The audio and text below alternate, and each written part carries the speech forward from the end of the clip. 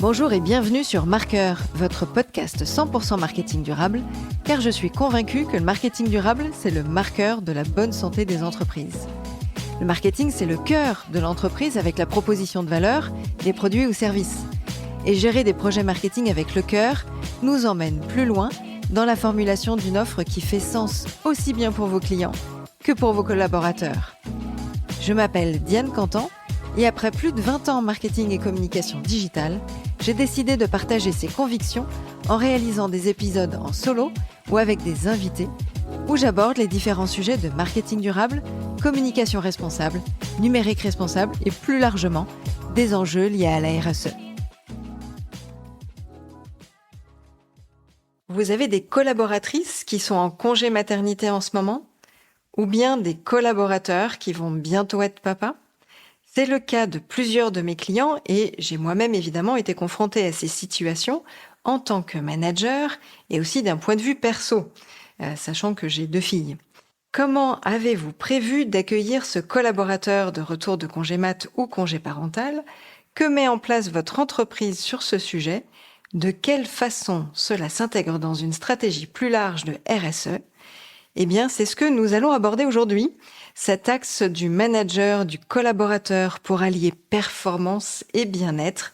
J'ai convié quelqu'un qui connaît bien le sujet. Bonjour Aurélie. Bonjour Diane. Alors, est-ce que tu pourrais te présenter ton parcours et ce qui t'a amené à créer ta boîte? Avec plaisir, oui, bonjour. Donc, je m'appelle Aurélie Goudan et mon cabinet s'appelle Essentiel Cohérence. Eh bien, j'ai commencé à travailler dans le milieu du commerce, du marketing, en particulier auprès en fait des entrepreneurs et des managers d'entreprise, et passionnée vraiment du comportement humain, passionnée aussi de sport. Je me suis formée très jeune, en fait, à différentes techniques. Donc, alors à l'époque, on n'appelait pas forcément ça les thérapies brèves. Enfin, bon, il y a 30 ans en arrière, ça portait parfois d'autres mots, non. Mais en tout cas, j'étais passionnée de ça et j'ai essayé de voir comment fonctionnait vraiment l'être humain dans sa globalité et comment, en fait, dans notre vie de tous les jours, et notamment par rapport à la performance, mais aussi au bien-être, comment on pouvait intégrer ces différentes techniques. J'ai voulu entreprendre assez vite. J'ai entrepris dans une agence de communication qui, au bout d'un moment, a été un échec aussi. Donc, quand j'ai voulu de nouveau me relancer dans l'entrepreneuriat, parce que ça, c'était vraiment quelque chose, en revanche, qui était assez certain pour moi, je me suis dit, vas-y, va monter un cabinet pour aider, coacher aussi bien les professionnels que les particuliers, va mettre ta passion au service des autres puisque tu le fais à côté de ton boulot. De là est parti Essentiel Cohérence. Essentiel Cohérence, c'est vraiment d'allier performance et bien-être dans son quotidien, qu'on soit un dirigeant, qu'on soit un manager, qu'on soit un salarié, qu'on soit un sportif, qu'on soit une mère au foyer. Parce que tout ce petit monde-là a le droit de performer, d'aller bien, de choisir quelque part de vivre la vie d'une manière plus douce. Donc ça, c'était vraiment l'objectif principal du cabinet Essentiel Cohérence, qui est un cabinet accessible donc pour les pros comme pour les particuliers, mais surtout en présentiel, parce que je suis dans le 92 et à Paris, mais surtout en distanciel, ce qui me permet de toucher en effet beaucoup de monde et beaucoup de familles en France et ailleurs. Oui, ça c'est un avantage maintenant qu'on est assez au courant de toutes ces techniques-là depuis la phase du Covid. Forcément, le distanciel est quand même utile pour accéder à plein de services, prestations, etc. Alors, justement, si on arrive sur ce sujet alors c'est un parti pris qu'on a pris toutes les deux en travaillant cet épisode, de pouvoir aborder ce retour de congé au travail. Comment ça se passe? Comment ça peut impacter aussi bien l'employeur, l'équipe, les collaborateurs, et en même temps en tant que nouveaux parents sur ces axes de performance et de bien-être? Est-ce que tu as quelques chiffres à nous donner? Alors, une étude qu'on a du coup découverte ensemble, très intéressante, qui était une étude menée par l'APEC en février 2024. Attention, le chiffre est quand même énorme, mais 47% des mères cadres estiment difficile le retour au travail suite à leur congé.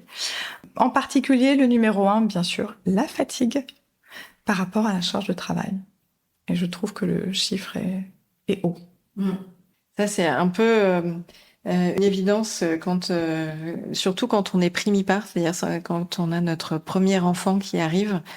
C'est un gros bouleversement dans la famille, dans le couple, dans le retour au travail. Totalement. Et une autre perspective aussi que l'on Oui. a vis-à-vis des priorités, des projets du boulot. Finalement, la priorité bébé, famille arrive un peu en premier.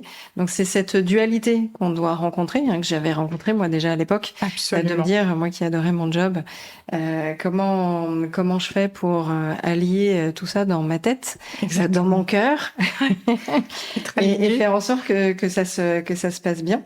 Justement, les employeurs peuvent offrir à ces collaborateurs, à ces nouveaux parents de retour au travail.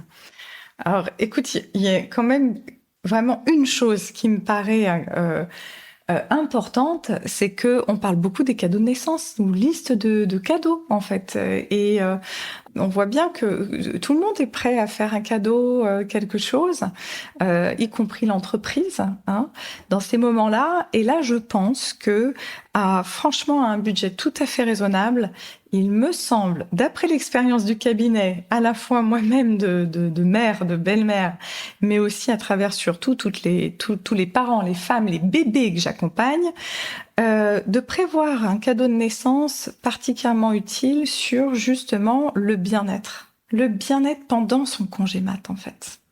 Parce que c'est pendant ce congé mat ou congé parentalité, là, pour le coup, qu'on a du temps pour prendre soin de soi, prendre soin du bébé. Et surtout, ce qu'il faut savoir, c'est qu'il y a des solutions. Il y a justement des solutions assez simples, accessibles et pas si coûteuses que ça, quelque part, si l'ensemble des collègues mettent un petit peu la main à la poche. Donc ça, je dirais que c'est quelque chose peut-être que les employeurs pourraient éventuellement envisager. Et ça, c'est vrai qu'on n'y pense pas toujours à ces sessions de coaching. On va penser peut-être sur le côté bien-être à un moment spa pour que la maman se détende et un moment pour elle, hein, parce que je me souviens, moi, quand j'avais la naissance et la pause, quand le papa revenait, ma pause détente, c'était je vais aller faire des courses. Laisse-moi juste, je te la confie. Je vais aller faire le supermarché, le truc pas fun du tout. Mais pour autant, c'était ma bulle, voilà, pour respirer, de me dire, allez, je fais une petite pause comme ça. Toi, t'as combien d'enfants? Tu parlais maman et belle-mère. Oui, donc nous avons une jolie famille recomposée donc de 4 garçons. Donc, je connais pas, moi, que des filles. Donc, au départ, et c'est ça aussi qui me permet de clairement comprendre quel est quelque part le raz-de-marée qu'on rencontre quand on travaille et quand on arrive à avoir des enfants et une famille nombreuse. Parce que moi, j'ai constitué ma famille assez tard, en fait. Hein, 36 ans. 36 ans, j'ai commencé...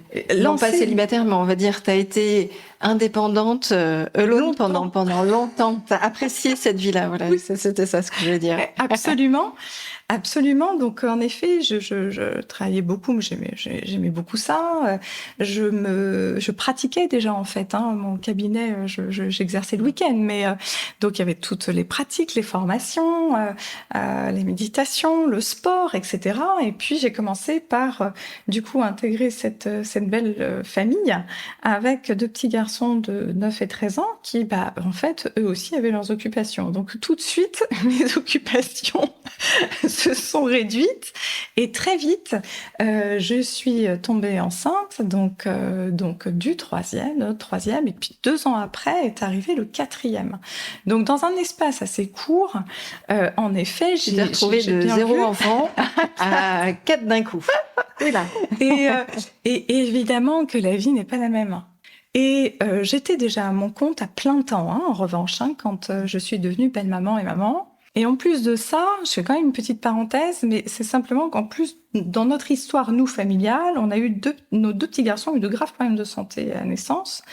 Au point, si tu veux, qu'à l'hôpital, on nous dise même, attendez, vous faites quoi comme travail, les parents? On est tous les deux entrepreneurs, puis il y en a un qui va devoir suspendre l'activité pendant un temps.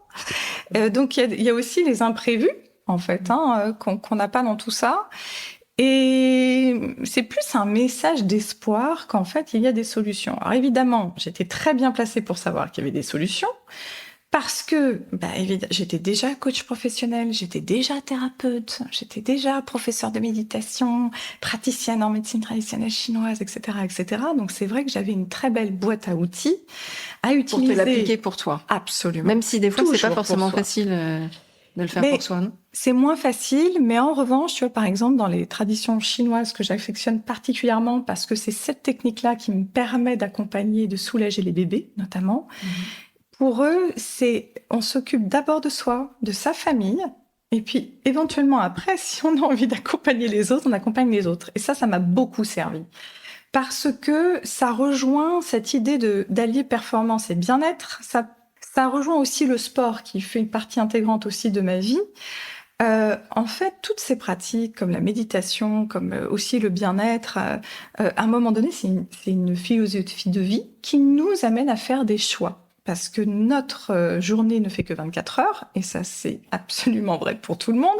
Donc, il ne s'agit pas d'ajouter, parce que là, à un moment donné, il va y avoir burn-out. La charge mentale, elle tient plus. La charge mentale est impossible. Ça fait écho à l'épisode d'Elisabeth sur la santé mentale. Exactement. Et non, ça veut dire faire autrement. Et faire autrement, en plus, avec tout un tas d'autres paramètres qui sont, bien sûr, hormonaux, qui sont la fatigue, comme 47% des mères cadres le disent. Donc, on va apprendre à faire autrement. Et ça, pour le coup, de pouvoir se faire accompagner pendant cette réflexion avec, parce qu'il y a des outils, en fait, il y a des outils quand même assez simples et très pertinents et efficaces, mais en plus avec l'expérience, c'est vrai ça permet de prendre du recul et d'essayer, en tout cas, de prévenir. Déjà de prévenir tout type de forme de dépression, de burn-out. Ça permet aussi de se réapproprier son espace, son corps, composer nouvellement avec bébé, parce que en fait, bébé a plus que tout besoin de nous, donc mieux la maman et le couple qui accueille est en bonne forme, mieux c'est. Mieux c'est pour l'équilibre familial et pour tout le monde. Et plus aussi on acquiert les techniques pour se rétablir assez vite de la fatigue, mieux on est quand on repart au boulot. Et là aussi est clé, et ça c'est un jeu de mots qui va te parler. Ton podcast, c'est marqueur. Et le cœur, il faut savoir le cœur, c'est intéressant en médecine traditionnelle chinoise, c'est non seulement le centre des émotions, mais c'est celui qui, s'il manque d'équilibre, on est fatigué, on manque de motivation, on a du mal à faire les choses, waouh, ça devient difficile, et arrive après la rumination mentale. Donc, on voit bien que là, pour le coup, pendant le congé maternité, le congé parental, s'il vous plaît, prenez soin de vous, de votre cœur, apprenez à appréhender bébé. Les bébés, j'entends beaucoup d'idées reçues. De toute façon, c'est normal. Un bébé, ça dort pas, ça a des régurgitations, ça a des coliques, etc., etc. Non, attendez, je vous assure, il y a vraiment des solutions. Il y a des solutions pour soulager bébé, et il y a des solutions pour soulager aussi les parents. Là, il y a tout le monde qui va t'appeler. C'est quoi ta recette miracle? Parce que donc là, c'est toujours la blague. Un collègue chez un de mes clients a été papa là récemment, et donc forcément la question c'est alors comment ça se passe les nuits? Elles sont courtes, n'est-ce pas? T'as pas trop de cernes? Ça c'est un peu la blague forcément entre collègues, parce que on sait que forcément il y a plusieurs réveils pendant la nuit qu'il faut gérer. Et que quand enfin on arrive à un minuit, 6 heures du matin, c'est waouh, fantastique, on a passé une étape. Une étape. Et moi, comme j'ai eu deux bébés petits gabarits, forcément, cette étape-là, il était un peu longue à arriver. Ça n'a pas été, été facile. Je comprends entièrement. Et en plus, nous, avec 2 enfants malades, tu passes encore à un step différent. Et du coup, parce que là, t'as l'inquiétude. Mais t'as l'inquiétude et pour le coup, médicalement parlant, les nuits complètes n'étaient pas possibles pendant plusieurs années. Mais ce que justement là-dedans, c'est que moi, j'ai pas arrêté le cabinet en fait. J'ai continué d'accompagner, mais encore une fois différemment. En fait, c'est une gestion après, une organisation de temps qui est très importante à prendre en compte. Ce dont je m'aperçois souvent, c'est des parents que j'accompagne sont persuadés que de toute façon l'arrivée de leur enfant qu'ils souhaitent et souhaitent depuis souvent beaucoup de temps ne va rien changer à leur vie. Ça, c'est la première erreur. C'est la première erreur.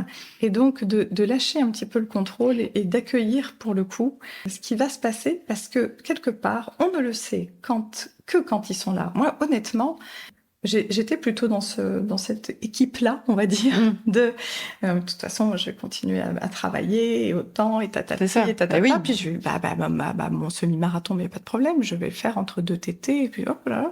Donc et en fait, non. Enfin, certains y arrivent, c'est ça, ton mais côté, pas tout le monde.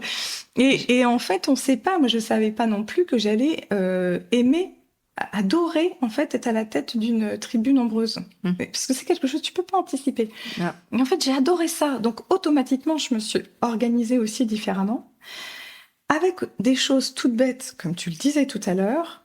Et ça ce sont mes enseignants pour le coup asiatiques qui m'ont appris. C'est que j'étais comme toi. À la limite, la seule bulle d'oxygène, c'était de faire les courses. T'arrives au supermarché, tu dis c'est pas possible. Non, c'est ça. Ça n'a pas de sens. C'est ça. Non, mais je devrais être ailleurs. Voilà. Faire un vrai truc pour moi. C'est pas... Et c'est vrai que c'est des petites choses à faire toutes bêtes que font en Asie où la maman pendant 15 jours reste allongée. Parce que pour la récupération, c'est excellent. On reste allongé en vraiment position horizontale et donc c'est la famille qui va gérer les courses, le repas, les machines, le ménage, peu importe. Parce qu'en revanche, elle, la maman, il faut qu'elle reste avec le bébé pour vraiment créer ce lien d'attachement qui est si précieux au bon développement en fait du bébé. Et en fait, avec du recul, regarde, on se dit 15 jours, c'est quoi 15 jours? Alors qu'en plus, ça paraît long, en fait, mais finalement, c'est court. C'est rien, c'est court. Donc, comme ça, il y a plein de petites astuces, en fait. Après, tout le monde ne peut pas se permettre d'avoir toute la famille autour. Absolument. Ou les proches qui viennent tout gérer. Oui. Parce que ça, c'est vrai. C'est pas tout à fait le cas dans la vraie vie, malheureusement. J'aimerais bien avoir une petite armée. Non, c'est vrai. Et pour le coup, on sait ce que mes parents, moi, habitent à 700 km. Donc, mais on arrive toujours à trouver des petites solutions. Et des fois, d'en parler avec quelqu'un d'extérieur, on met en place des choses auxquelles on n'avait pas pensé, qui sont archi concrètes par rapport au mode de vie aussi de la personne, de chaque personne, du couple, parce que chacun est différent et c'est hyper important. Tu penses à quoi, par exemple? C'est des modes d'organisation. Que ce soit par rapport au travail, que ce soit par rapport à la logistique au niveau du domicile. Il y a beaucoup de parents qui ne savaient pas qu'à moindre coût, pendant un temps, on peut se faire livrer des repas. Bon, là, on gagne pas mal de temps à autre chose et on peut se... C'est quoi? C'est une aide, une demande d'aide particulière? Alors, une demande d'aide particulière. Moi, j'avoue que Non, moi, je l'ai pas faite cette démarche auprès de ma mutuelle. Je l'ai faite auprès de personnes qui proposaient ce type de service. Après, en tant qu'employeur, c'est vrai aussi que on n'a pas forcément les mêmes accès qu'avec les salariés. Ça vaut le coup. Ça vaut le coup de creuser quand on est salarié. Ça, en effet, je vais me mettre dessus. Et de réfléchir encore une fois sur cette journée de 24 heures qui, de toute façon, va être entrecoupée de manque de sommeil du fait des réveils. C'est comment on s'organise, en fait. Comment s'habitue en fait à cette nouvelle vie en prenant du temps. J'aurais dû te rencontrer à l'époque parce que moi j'ai une impression qu'il m'a fallu à peu près 3 ans pour accepter et gérer cette arrivée de ma première fille, ou en tout cas avant d'être capable de me dire c'est bon, je peux me reprojeter de nouveau à autre chose. Là c'était un peu compliqué. J'étais admirative devant des amis ou des collègues qui repartaient, tu sais, avec les 2 ans d'écart d'enfants, les 2 ans classiques Les qu'on deux. retrouve Et qui sont pas chez évidents beaucoup. pourtant. Et moi, je me disais, mais c'est juste impossible. Enfin, j'en suis incapable. Je me sentais absolument pas capable de gérer ça.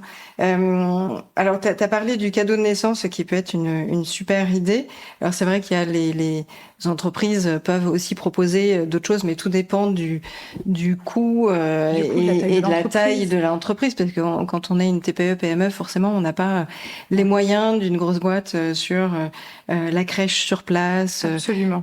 sur développer davantage le télétravail sur le temps de reprise, Ouais. plutôt que juste une journée par semaine, ou d'avoir une flexibilité des horaires, souvent, ne serait-ce que ça, et d'accepter que le collaborateur rentre plus tôt chez lui pour gérer la récupération de la crèche, qui ferme pas à 20h. Et puis c'est illusoire de se dire j'ai mon bébé que je récupère tard, parce qu'il faut au moins pouvoir en profiter un petit peu, avoir ces moments de complicité avec lui. Donc ça, c'est pas toujours évident. Du coup, toi, ton aide, globalement, avec ton idée de séance de coaching qu'on ferait avant le retour de la maman, on va dire, ou pendant le congé parental du papa sur le démarrage, il y a une prise en charge qui serait de combien, ou ça coûte combien si je rentre?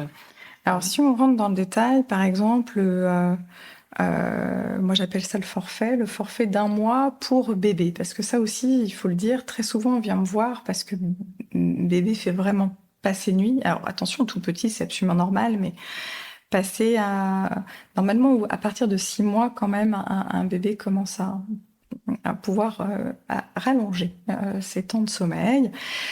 Très souvent, on vient me voir, l'enfant est plus âgé d'ailleurs.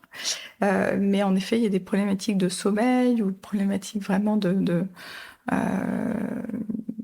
voilà, de pleurs, de tout ça. Donc très souvent, on pense à s'occuper de bébé en premier, et une séance pour bébé avec un suivi pendant 1 mois. Le forfait est à 100 €.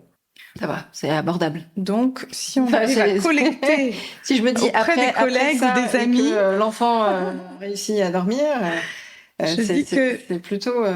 Il faut déjà tester. C'est pour ça que mon approche, moi, elle ne va pas être de proposer des accompagnements de 10 séances, par exemple, etc. Parce que chacun est libre, après tout, d'essayer de voir déjà si ça lui convient. Mais donc, j'aime bien cette approche-là. L'approche aussi, le duo maman-bébé. Le duo maman-bébé, il est super chouette parce que ce qui se passe 9 mois avant la conception, 9 mois pendant la grossesse et les 9 premiers mois, dans ma technique, je travaille toujours avec ce triptyque-là, il est crucial.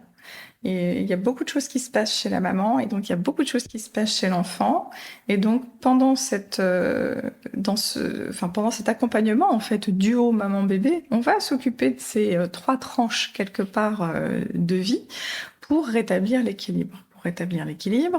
Et dans ce cas, sur un suivi de 1 mois, à raison d'une séance avec maman et bébé, là on est sur un petit forfait à 150 €. Donc c'est toujours possible d'ailleurs au cabinet, mais aussi en distanciel. L'idée, première action, tu l'as dit, ça va être d'accepter de toute façon tout ce qui vient avec, en fait, la naissance de bébé, y compris que ce soit les changements hormonaux, la fatigue, changements au niveau familial, et puis l'activité, parce que mine de rien, les personnes que j'accompagne ont déjà en tête évidemment leur activité professionnelle. Les femmes sont très très soucieuses de est-ce que je vais récupérer mon poste, ou très soucieuses est-ce que je vais garder mes missions. Donc elles sont quand même dans cette projection-là, mais se rendent compte aussi, par la force des choses, qu'elles sont fatiguées, elles se disent mais comment je vais faire ? Comment je vais faire pour être aussi performante qu'avant? Et donc, évidemment que tout de suite, on va aller travailler sur cet équilibre, mais surtout sur cette récupération. Que la récupération, elle se fasse, du mieux possible, et de deux, je dirais même se faire éventuellement plus rapidement. Et surtout de construire un joli lien d'attachement avec bébé, ce qui n'est pas inné, parce que on devient maman dans le temps. On ne devient pas maman parce qu'on est enceinte et parce qu'on vient d'accoucher et qu'on a un joli bébé dans les bras. Je ne pense pas. C'est mon opinion personnelle, mais je pense que là-dessus, on va apprendre tous les jours. Et c'est vrai que de pouvoir se confier, se décharger aussi et partager avec quelqu'un, ça fait du bien. Ça, pour le coup, l'idée, c'est que ce soit un moment de bien-être et que ce soit aussi facile, avec tout ce qui va avec. Parfois, on me demande des conseils au niveau de l'allaitement. J'ai fait partie de la Leche League, donc ça fait aussi partie des services qu'il y a dedans. Et le troisième accompagnement, pardon, là, c'est quand le couple et bébé veut bien partir dans l'aventure. Donc là, pour cet accompagnement, il va s'étendre sur 2 mois. Et je vais avoir une séance avec bébé, une séance avec le couple, une séance avec les 3. Tarif de 350 €. Voilà. Et c'est déjà très bien si on a cette démarche-là. Parce que ça veut dire que derrière, il y a une démarche quelque part de responsabilité, de goût d'apprendre. Et par ma méthode, qui est vraiment la méthode essentielle cohérence, voilà, c'est une méthode que moi j'ai développée par rapport à ma boîte à outils et par rapport à ce que j'ai moi-même observé du parcours, en effet, de la maternité, tout en travaillant et en ayant en effet des ambitions. Cette méthode, une des clés, ça va être en effet le suivi. On le sait, souvent, les résultats sont amenés par une méthode quand même. Donc, chacun va aller dessiner sa propre méthode, mais à partir de la méthode essentielle cohérence. Et le suivi sera essentiel pour voir l'évolution, pour aider à continuer de prendre du recul, à questionner, et surtout, encore une fois, récupérer de cette fatigue, parce qu'elle est vraiment là, mais c'est du coup aussi de l'accepter, parce qu'elle est là et tu as raison, quand tu dis t'as mis 3 ans, tu disais, oui, on met du temps. On met C'est du peut-être temps. un peu long, je l'accorde. On met du temps, on va tâcher de décourter ce temps-là, mais en tout cas, c'est aussi de redonner le goût d'agir, en fait, de se faire du bien, de bien faire, et surtout aussi transformer la moindre croyance limitante qui sont incroyables, c'est normal, on en a plein, mais alors liées à la maternité et le boulot, surtout je trouve, particulièrement chez les femmes, là il est temps de les transformer en croyances plutôt, je dirais, d'évolution. Voilà. Donc c'est ça l'objectif aussi, c'est de repartir aussi avec des nouvelles croyances. Alors, est-ce que tu as quelques exemples que tu peux nous citer sans être trop précis par rapport au cas, en tout cas sans citer de nom, de prénom évidemment, mais de personnes que tu aurais accompagnées, soit des hommes ou des femmes, qui avaient cette difficulté-là par rapport à la reprise du travail ou qui ont repris le travail et en fait qui étaient en mode surcharge, je n'arrive pas à gérer. Oui, j'avoue que j'en ai eu beaucoup. J'en ai pas mal.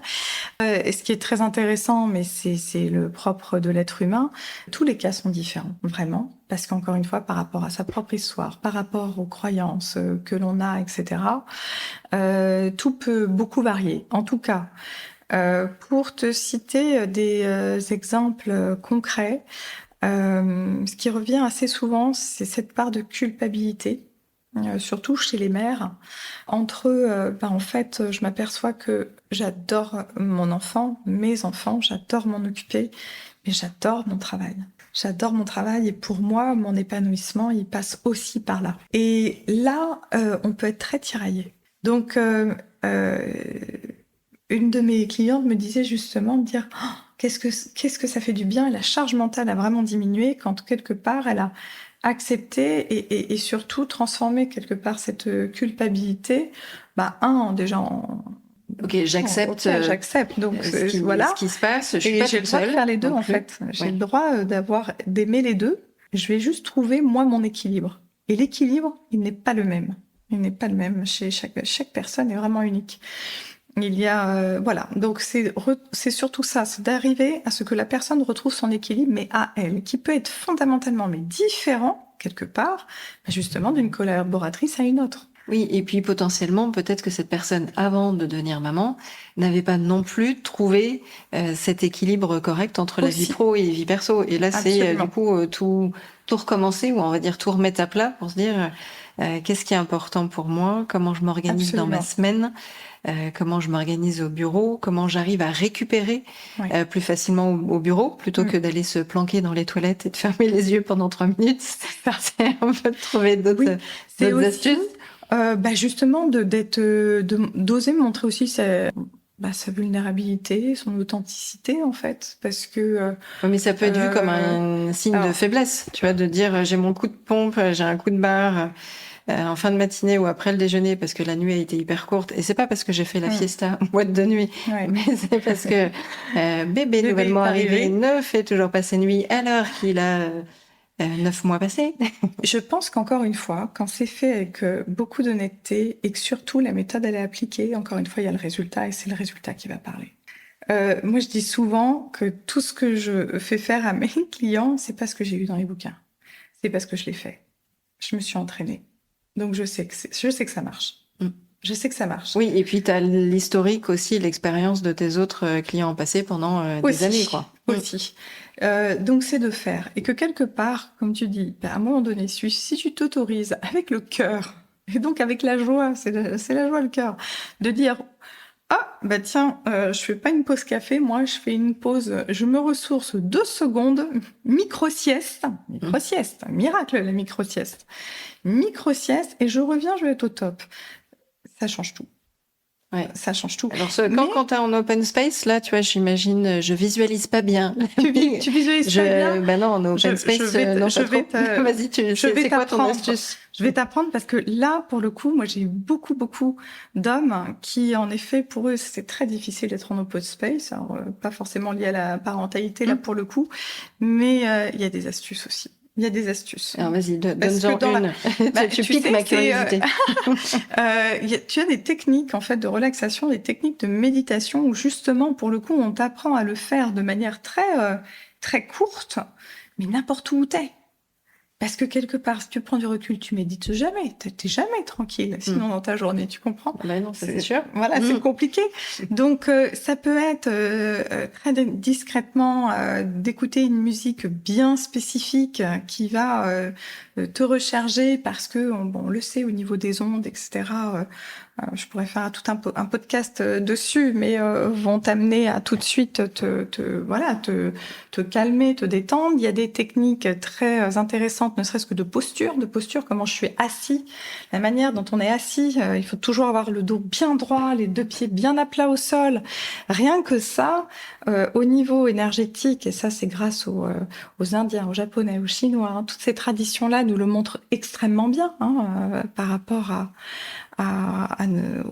au centre énergétique. Je viens de me replacer droite. Donc ça change tout, la manière de respirer, simplement prendre un peu plus conscience de sa respiration, et ça dérange personne. Mais ça, c'est la respiration au niveau du ventre et non pas au niveau des poumons. En tout cas, ça passe par les poumons, ça descend dans l'abdomen, et là, on ose gonfler le ventre, personne ne regarde. On le dégonfle sur l'expiration. Donc, ce sont des petites techniques absolument concrètes, la manière dont on est assis, la manière dont on respire, qui déjà peut nous faire une parenthèse. Mais oui, je crois qu'il faut l'assumer, parce qu'encore une fois, quand le résultat est là, et quand quelque part l'employeur ou l'équipe s'aperçoit que elle est moins fatiguée, elle paraît mieux, elle a repris le goût, l'envie, la motivation, la performance qu'elle avait avant, c'est le résultat qui compte. Et donc peut-être que certains seront un peu sceptiques, mais encore une fois, c'est le résultat qui compte. Et après, il faut pas non plus se leurrer, mais bébé, peut-être à 90% des cas des gens que j'accompagne, à partir du moment où maman, papa, les deux mamans, les deux papas, peu importe, sont plus relax, récupèrent, acceptent les choses, transforment leurs croyances limitantes, déjà bébé va mieux. Oui, mais c'est souvent ça, hein, quand on a des difficultés ou des parents qui sont aussi en burn-out ou en grand stress, forcément, même s'ils essayent de le cacher, l'enfant, il n'est pas dupe. Il ressent les choses même en étant tout petit, hein, quand on ne parle pas. Il les ressent On justement ressent encore plus. beaucoup les choses. Puisqu'il ne parle pas, ses sens sont décuplés. Donc, au contraire, il ressent encore plus. Et il y a un autre exemple aussi parlant d'un papa qui, ça faisait quelques années, qui remettait vraiment beaucoup en cause son travail. C'est un manager qui gérait plus de 200 personnes et il tournait un peu en rond, quoi. Il venait me voir en coaching pro pour se repositionner, se poser beaucoup de questions. Parce que j'accompagne aussi beaucoup les enfants, les adultes dits atypiques, HPI, TDAH, enfin. Et ce monsieur cumulait aussi tout ça. Et puis en fait, quand on a reposé un peu les choses calmement, qu'on a pris du recul, quand on a fait tout ça, on a remarqué que c'était vraiment l'arrivée de ces enfants qui avaient particulièrement bousculé, chamboulé tout, en fait. Sa façon de voir les choses, sa façon de manager, sa façon de voir le business, en fait, sa façon de performer. Sa façon pour lui, ça a eu un vrai impact qu'il reconnaît lui-même. Pour ça, je me permets d'en parler, parce que c'est pas toujours évident aussi de reconnaître les choses vraiment par soi-même. Mais il le dit maintenant avec le recul. Bon sang, j'ai remis beaucoup de choses en cause avec le travail, mais je dois dire que c'est plutôt l'arrivée de mes enfants qui a chamboulé plein de choses. Et du coup, ça forcément, quand quelque part on le pose avant la reprise, etc. Et quand, surtout, ne laissez pas installer un enfant qui a un très mauvais sommeil, 1 an, 2 ans. Je dirais, allez, en tout cas pas au-delà d'1 an. Je pense que les parents testent plein de trucs, mais que tu vois, ils sont peut-être pas arrivés jusqu'à toi en ayant testé d'autres choses. C'est vrai que c'est pas évident. Moi-même, je me suis formée à énormément de techniques avant de trouver vraiment celle. Oui, parce qu'après tu t'adaptes en fonction de chaque cas et chaque situation. Absolument. Mais c'est l'avantage d'avoir, comme tu dis, une boîte à outils multiple. Oui, c'est une boîte à outils qui fait que multiple. Tu vas t'adapter en fonction de telle ou telle situation et de voir si ça marche ou pas. Exactement. Donc, parce que s'il y avait une recette miracle qui fonctionnait pour tout le monde, je pense qu'on la diffuserait partout. Déjà. Voilà. On la connaît. Non, l'être humain est bien trop complexe, unique et complet. Je dirais plutôt complet que complexe. Complet. Notre mental est tellement puissant. Si on laissait un peu le cœur quand même être le boss, le big boss, notre mental déjà il serait je dirais un peu moins en surcharge, et surtout c'est un excellent processeur. Mais il y a quelque chose aussi qu'il faut reconnaître, c'est que l'être humain il n'est pas multiprocesseur. Les technologies qui nous entourent, qu'on utilise, le sont. Parfois il peut y avoir du coup un gap assez important. Et ça aussi, il faut simplement, je pense, prendre un peu de recul, rester humble et reconnaître, ok, moi je suis monoprocesseur, donc cette tâche je vais la faire, je vais en faire qu'une. Je vais la faire jusqu'au bout. Là aussi, il y a pas mal de méthodes justement de concentration, de gestion de temps, etc. pour arriver à bout de ce qu'on est en train de faire. Tu le disais, mais comment tu fais quand t'es pas tranquille ? Moi, lorsque je passais mes diplômes d'instructeur des soins du Tao, d'instructeur en méditation, etc., et que j'avais mes 2 petits bébés malades, on m'a appris à enseigner, méditer, être capable de me concentrer absolument en étant dans les pleurs, dans le bruit, le bébé au sein, etc. Oui, pour dire que c'est possible. Mais c'est possible comme un entraînement, tu vois. Ah oui. Quand tu vas faire ton premier jogging, t'as mal partout, tu te dis au bout de 10 minutes, je veux rentrer chez moi. Voire, pour mon cas, je ne pars pas courir du tout. Et tu poses la question aux marathoniens. Ils avaient exactement la même sensation au début. Donc, c'est vraiment une question après Là, d'entraînement. le sport t'a aidé justement dans Énormément. l'apprentissage de ces Énormément. techniques? Oui, énormément. Parce que tu as Énormément. parlé Et un peu de semi-marathon tout à l'heure. C'est quoi oui, les différents sports que tu fais? j'ai pratiqué peut-être pendant 20 ans la danse classique, parce que ça, c'était vraiment ce qui me plaisait. Et puis, entre le travail, les enfants, etc., j'ai eu beaucoup moins de temps. Forcément. Donc, j'ai pris mes baskets. Comme ça, je me suis mise à la course à pied. Même s'il y a eu un arrêt, un vrai arrêt, hein, que ma vie de famille m'a demandé, parce que j'ai fait le choix, moi, de continuer de travailler. Sauf que dans ma vie de famille nombreuse, entrepreneur et enfant malade, dans mes 24 heures, avec l'épuisement, je ne pouvais plus et faire mon métier et m'occuper des enfants et avoir un couple qui se solidifie et faire du sport. Non, moi, mon choix, ça a été d'arrêter du coup le sport, que j'ai compensé par la méditation. C'est la méditation, moi, qui m'a aidée à gérer plutôt, au contraire, toute cette énergie qui ne pouvait plus se développer dans l'activité physique sportive que je pratique depuis petite. Et Donc puis ça m'a un temps beaucoup pour aidé. toi, du coup. C'est pour C'était se ce dire, temps c'est pour ta moi. bulle. Oui, c'était ma bulle, c'était le fait de retrouver mes collègues, même si c'était en visio. Mais heureusement qu'il y avait la visio, tu te rends compte, sinon du coup, pendant 5 ans, j'aurais arrêté de me former, mon Dieu. Non, moi j'ai passé tous mes diplômes, certains de mes diplômes, parce qu'il y en a d'autres bien sûr que j'avais bien avant d'être maman, mais les derniers diplômes, j'avais mon moment à moi, même si le petit était à côté. De toute façon, les petits, ça leur faisait tellement du bien qui dormait à côté de moi. Donc Oh, le on apprend à rêve. faire autrement, en fait.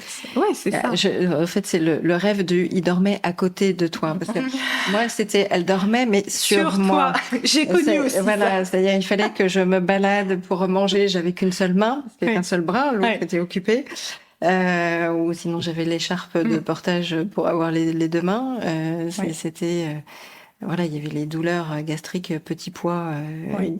qui ont fait que c'était un peu tendu. Absolument. Donc, il y a tout ça à prendre en compte. Comment on peut anticiper, ou en tout cas comment l'employeur peut anticiper? Alors il y a les deux, hein, les deux parties peuvent jouer un rôle, mais si je me place côté employeur, comment on peut anticiper le retour du collaborateur? Et quand on est collaborateur, pour ne pas être anxieux, stressé du retour, qu'est-ce qu'on doit mettre en place, ou comment on doit le vivre sur les premiers jours du retour? Qu'est-ce que tu as vu, toi, comme exemple, comme bonne pratique ou astuce ou conseil pour que ça se passe au mieux, tu vois? Pour que ça se passe au mieux, et si c'est possible, des deux côtés, si en tout cas il y a une bonne relation avec son supérieur, c'est d'anticiper. Le fait d'anticiper va mettre la personne en sécurité, en tout cas, donc il y aura moins de peur, il y aura moins d'appréhension, en fait. Donc, anticiper sur l'organisation, notamment, sur les tâches. D'un point de vue d'un point de vue pour le coup du salarié, c'est très très vite d'arriver quand même à se projeter un petit peu aussi sur le mode de garde, même si encore une fois, hein, c'est pas évident à trouver, mais il en existe plusieurs. C'est assez vite de regarder un petit peu comment ils peuvent s'organiser et surtout se rendre la vie la plus facile possible. Moi, je rencontre des parents qui vont être très exigeants envers eux-mêmes, très exigeants par rapport à l'éducation des enfants, et du coup oublient quelque part leur confort, la facilité des choses. Donc, il faut essayer de se faciliter la vie, si on le peut. Des fois, bien sûr, moi, ça m'est arrivé. Bon, il y en a eu un qui était à la crèche à l'opposé de l'école des autres. Mais voilà, essayer, en tout cas, quand on peut, d'anticiper. Et donc d'avoir une forme de dialogue entre le collaborateur et l'employeur sur cette reprise de poste ou reprise de pas poste, parce qu'en fonction de la durée de l'arrêt ou du congé parental, des fois le collaborateur a envie d'autre chose, l'employeur, forcément sur une durée longue, c'est organisé différemment, parce qu'il faut bien faire vivre l'équipe, les projets, les missions, etc. Et donc il y a aussi une remise en cause ou un dialogue à faire. Et je sais que moi, je l'ai vécu. Je l'ai vécu comme ça sur un des retours de congé mat où mon poste avait été pris pendant cette période-là. Du coup, l'obligation d'être sur un poste à peu près équivalent, mais qui n'existait pas, où il y avait tout à recréer, la fiche de poste, etc. Et qu'il n'y avait pas eu ce dialogue ou cette anticipation. Et du coup, ça a été un peu la surprise le jour du retour. Donc, c'est un peu brutal. Et forcément, voilà, il y a un peu plein d'interrogations et de questionnements qui jouent avec les hormones qui sont toujours là, la fatigue qui est toujours là, et le stress de se dire mais du coup comment ça se passe. Donc on a toutes ces difficultés-là. Il y a tout ça, il y a aussi d'autres éléments, c'est-à-dire que pendant en effet l'absence du congé, comme tu dis, hein, certains congés sont longs, tu peux aussi avoir ton N+1 qui a changé pour cette période-là, donc il y a quand même tout un paramètre. Alors ça, honnêtement, c'est assez... je saurais pas quoi répondre à ça pour deux choses. Première chose, parce que moi, j'ai été déjà entrepreneuse quand j'ai eu mes enfants. Donc moi-même à l'intérieur, j'ai pas vécu ça. Mais c'est encore plus difficile parce que t'as pas de pause. En gros, si tu ne travailles pas, bah, du coup, tu factures pas. Et voilà, voilà. Oui, ça c'est clair. En tant qu'entrepreneur, c'est pas facile. C'est un sujet, mais c'est la raison aussi pour laquelle ces arrêts certains peuvent être longs. Pas le congé maternité en soi, parce qu'en plus on le voit très bien au niveau des crèches, notamment. La plupart quand même des enfants en crèche l'âge se situe autour à peu près des 6 mois. Il y en a bien sûr beaucoup plus tôt, mais c'est quand même pas la majorité.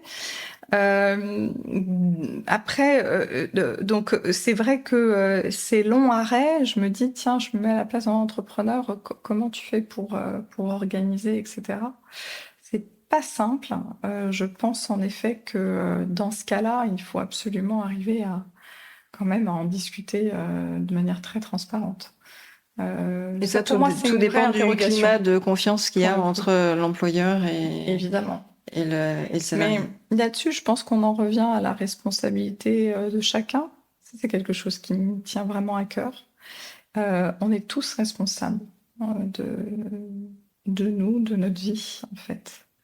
Je pense sincèrement qu'il y a énormément de solutions,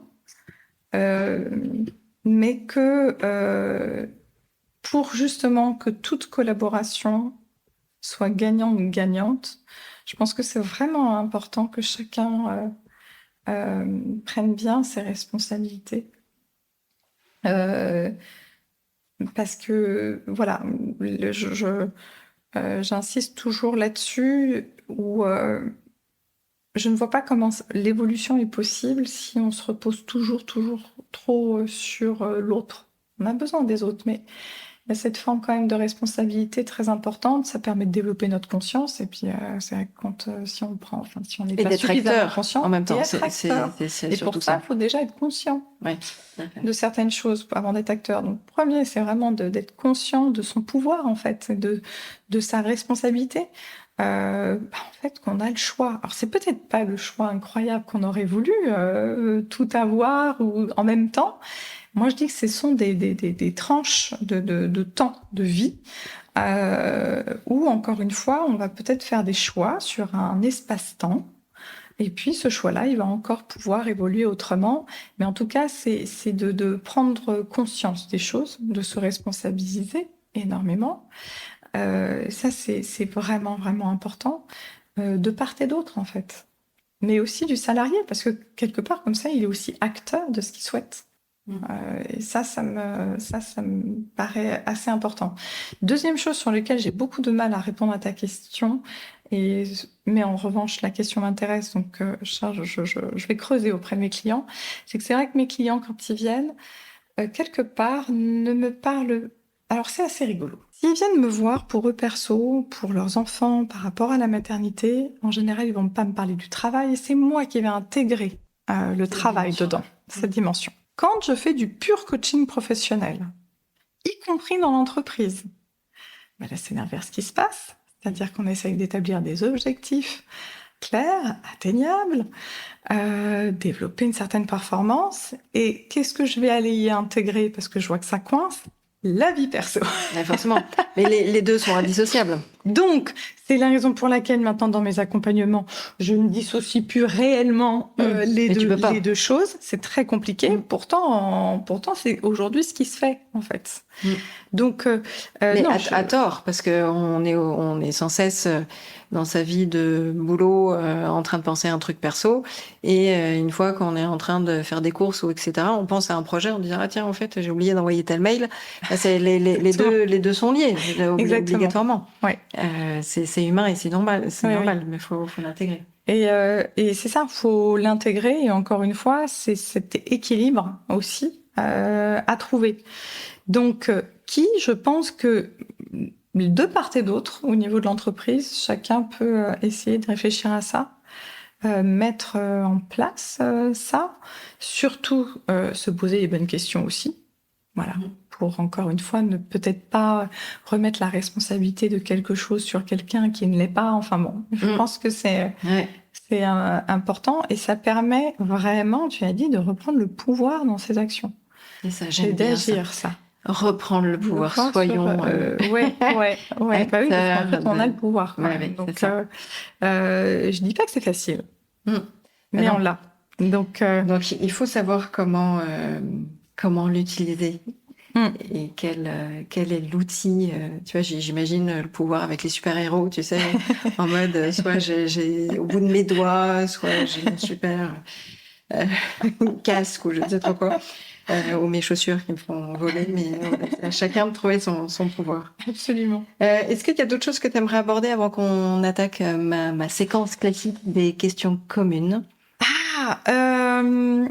Simplement pour rappel, je trouve qu'en France, on nous demande beaucoup de certifications, de diplômes. Enfin, on est assez porté là-dessus. Donc, un diplôme par an, il n'y en a pas. Un diplôme bébé, il n'y en a pas.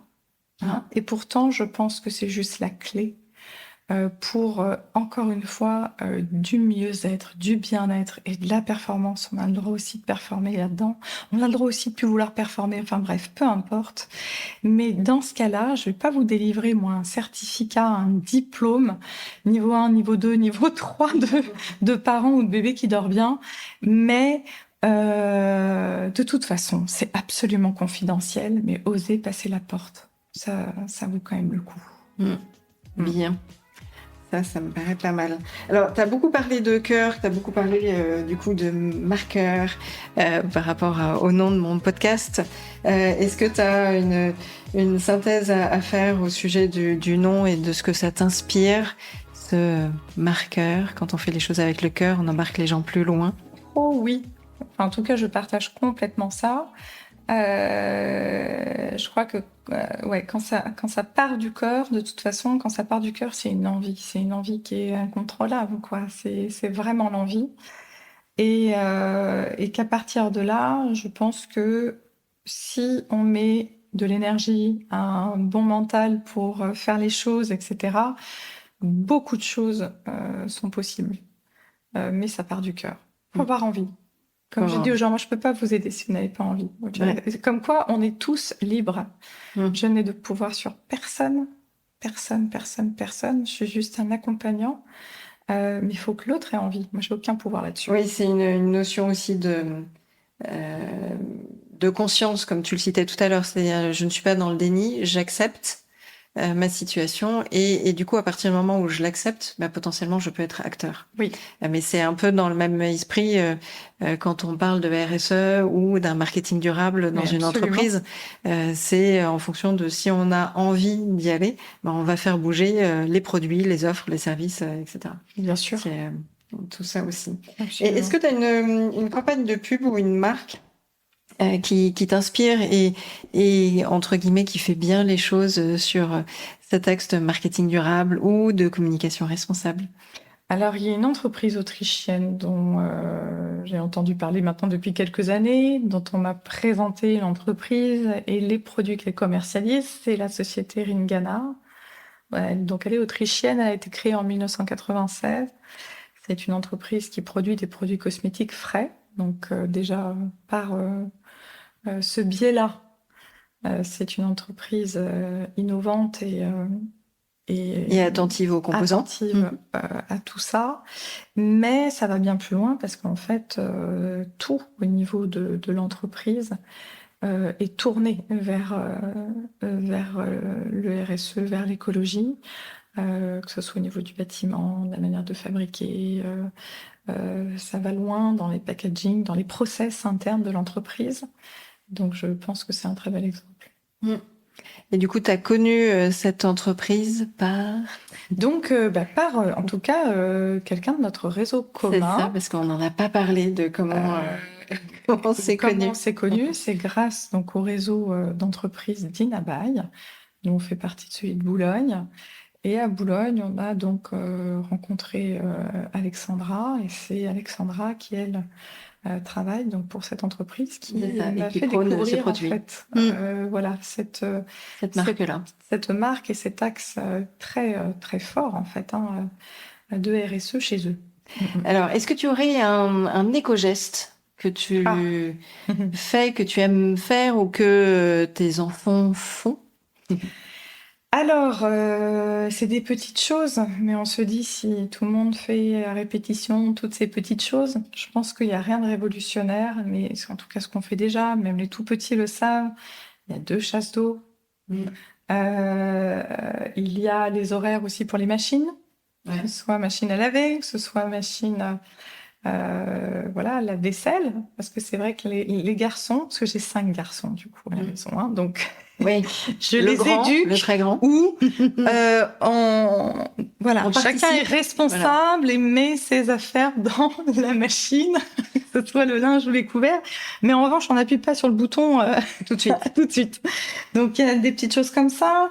Il y a, c'est vrai que maintenant les 2 petits ont quand même bien grandi, donc ça fait un petit moment qu'il n'y a plus de bain. Douche à deux, hop, plus rapide, et puis c'est rigolo. Le tri, on a un petit bout aussi de compost dans le jardin, une petite réserve d'eau aussi, donc ça fait partie des gestes. Et puis aussi pour les plus jeunes, beaucoup de papier à eau pour les dessins. De papier à eau? Tiens, je vais te faire la démonstration. Tu vas juste là. Papier à eau, ce qui évite le papier, ce qui évite le papier.